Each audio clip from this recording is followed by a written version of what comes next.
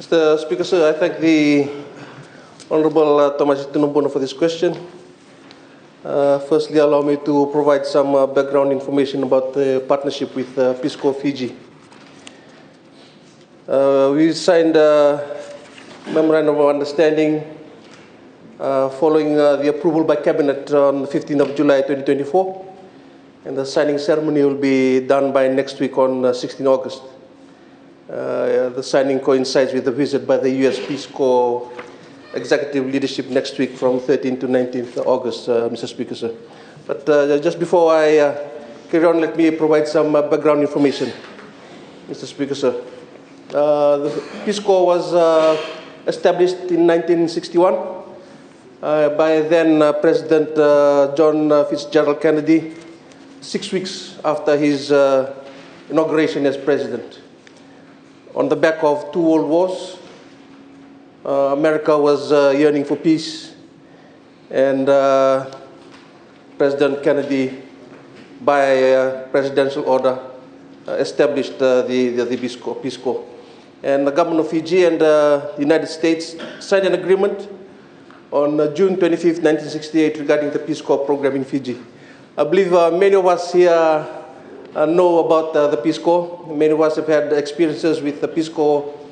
Some of us have had teachers who have been Peace Corps, and others like us in Verata, during the Verata Youth Scheme, we had Peace Corps volunteers helping us with the Verata Youth Scheme at the time. It's an organization, Mr. Speaker, that coordinates U.S. volunteers in Fiji to work with rural communities on projects that are focused on economic development. The Peace Corps volunteers have worked in a variety of sectors, including forestry, fisheries, agriculture, business development, health, education, technology, water and sanitation, and youth development, to name a few.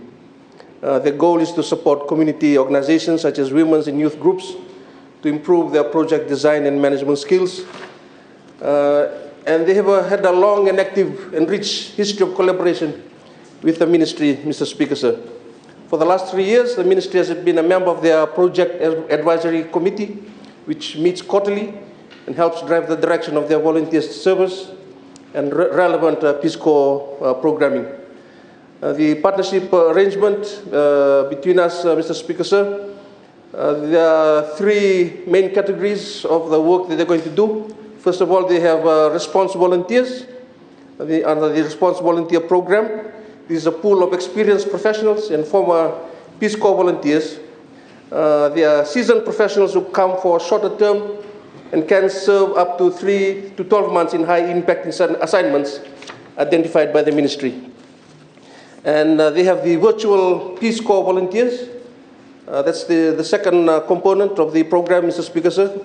They are professionals, experienced professionals who can spend 5 to 15 hours per week virtually supporting the ministry's teams and participants on improving economic empowerment initiatives.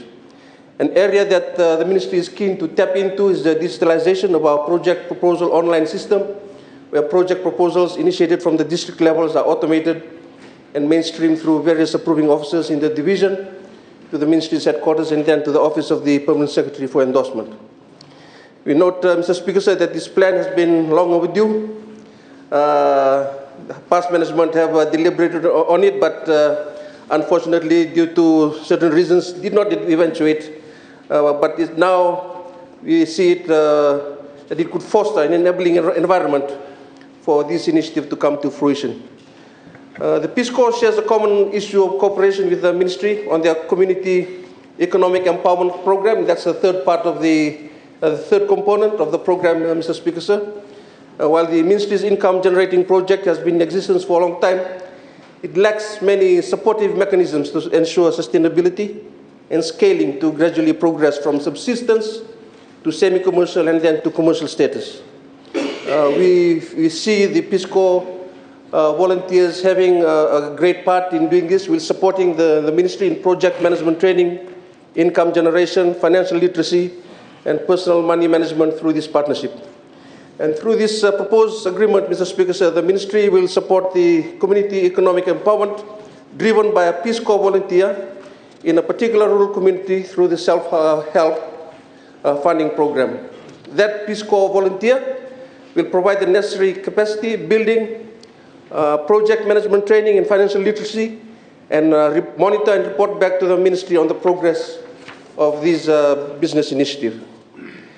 In conclusion, Mr. Speaker, sir, whilst the Ministry is achieving the intention of Sustainable Development Goal 17, which is partnerships for the goals, the implementation of the MOU between the Ministry and Peace Corps will certainly contribute to improving socio-economic opportunities and quality of life of our rural and maritime communities. I thank you, Mr. Speaker, sir. Okay. Yes.